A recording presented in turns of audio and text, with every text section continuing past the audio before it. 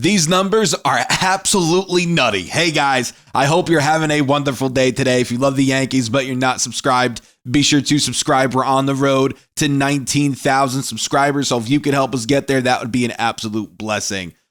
My goodness. Yesterday talked about Anthony Volpe, and some people agreed, some people disagreed, and that's fine. Well, today I'm going to dig a little deeper because I just found this stat or stats.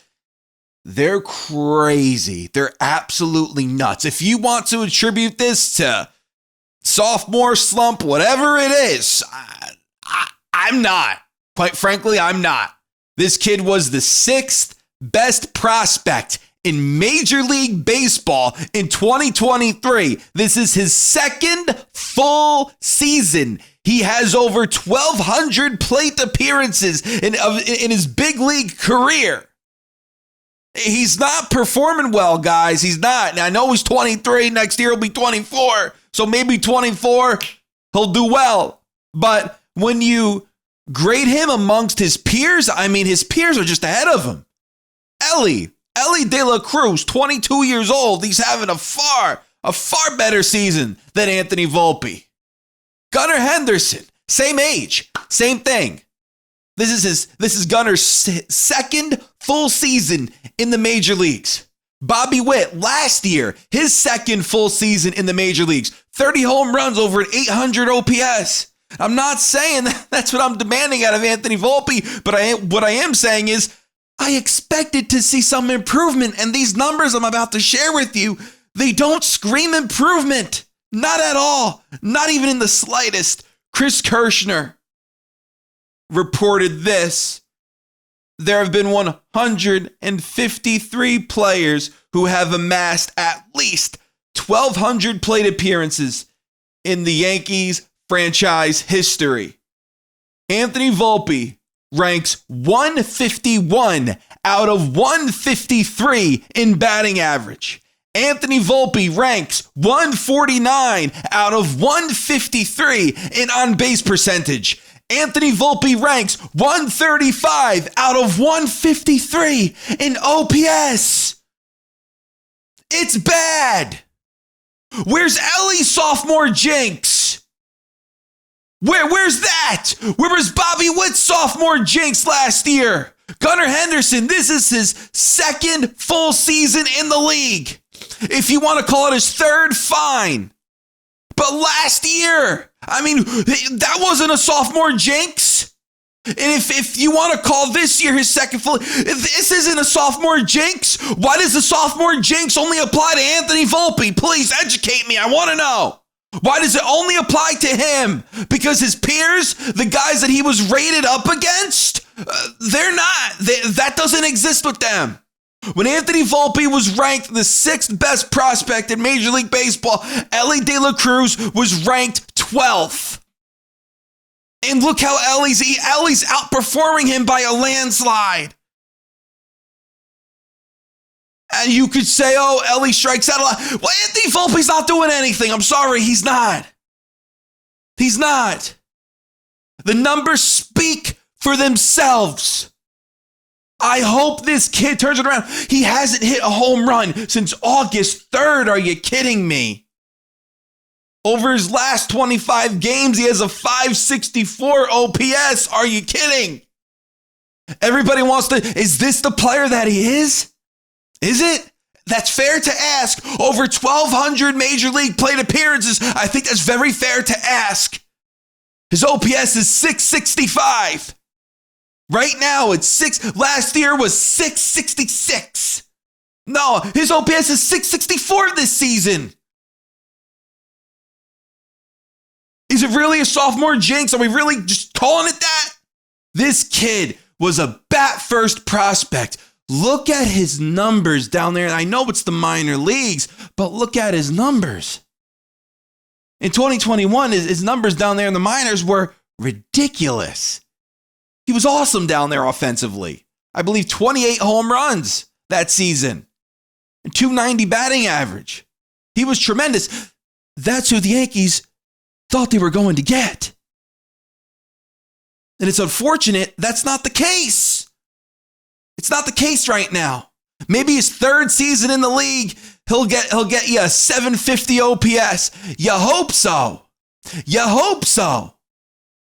It doesn't look good, though. His last game, he went 0 for 4 with 3 strikeouts.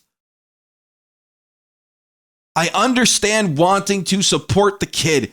I want to support him too. You can't chalk it up to fatigue, though. You're telling me these other guys aren't tired? You're telling me Aaron Judge isn't tired for putting this lineup on his back for most of the season? Bobby Witt isn't tired? Gunnar Henderson isn't tired? They're all tired. They're all exhausted. All of them. They're still performing. With Anthony Volpe, he gets hot for like 2 weeks, then he stops. I want this kid to succeed in the worst way. I want him to. I'm just presenting you the facts. He hasn't been good. And when you compare him amongst his peers, they're light years right now better than Anthony Volpe. They are. A 664 OPS. Ellie's OPS is over 800. And he's a year younger than Volpe, for crying out loud. He's a year younger. Second year in the league, too. Less major league experience than Anthony Volpe, actually. I hope this kid turns it around. It's been bad. They're benching him tonight. Oswaldo's playing short. Boone is just saying Volpe's tired. Everybody's tired. That's not a good excuse for me. I'm sorry. Everyone is tired. That can't be the excuse as to why Anthony Volpe has a 664 OPS this season. That can't be the excuse. He hasn't hit a home run since August 3rd. It's over a friggin' month. 5-6 weeks. It's been 5-6 weeks since Anthony Volpe has hit a home run. If you're not concerned, if you're just chalking it up to a sophomore jinx, God bless you. Because why doesn't that apply to Ellie? He's performing. It doesn't apply to Gunnar Henderson, 23 years old, second full season in the major leagues. Like I said, to expect that out of Anthony Volpe, maybe that's a bit much. But Bobby Witt, from his rookie season to his second year, his OPS jumped like 80 points. It was 722, I believe. His rookie season, it jumped to over 800 points in his second year. So if Anthony Volpe had a 666 OPS last season and that jumped 20 points, or not 20, 80 points, that's a pretty damn good OPS. I'll take a 740 OPS right now. Out of him, 100%, I would take that. And that's where I'll say, okay, then he could improve on this in his third season. But guys, a 664 OPS, it's worse than last year. It's terrible. I hope he turns this around. I'm not rooting against him.